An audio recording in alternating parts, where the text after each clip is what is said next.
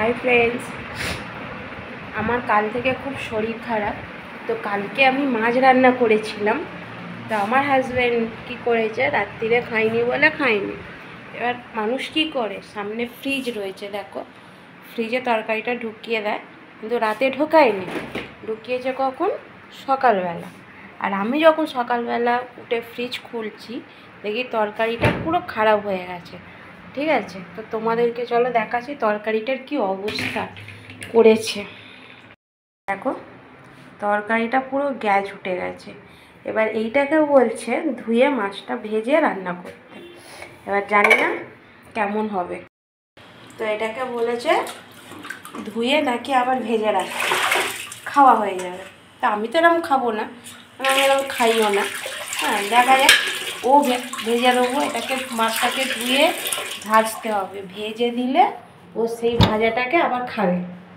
ঠিক আছে, কীভাবে খাবে আমি জানি না, আমি কোনোদিন এরকম খাইনি। তাই তোমাদের বাড়িতে এরকম কটা স্যাম্পেল আছে অবশ্যই আমাকে কমেন্ট করেও বলবে, যে মানে ফ্রিজ থাকতেও তরকারি ফ্রিজে ঢোকায় না, খারাপ করে রেখে দেয়। আমাদের বাড়িতে তো এরকম স্যাম্পেল রয়েছে। কত জিনিস যে নষ্ট করে তোমাদেরকে আমি জাস্ট বলে বোঝাতে পারবো না। ফ্রিজ রয়েছে অথচ ফ্রিজে রাখবে না।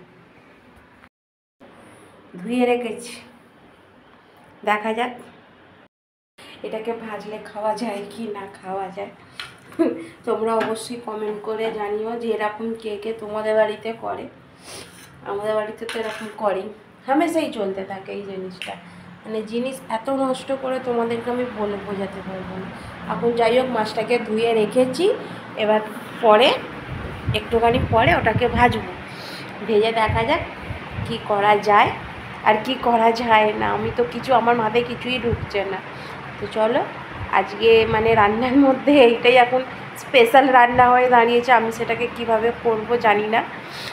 তো অবশ্যই তোমরা কমেন্ট করো যে তোমাদের বাড়িতে এরকম কজন করে। ওকে, টাটা, বাই।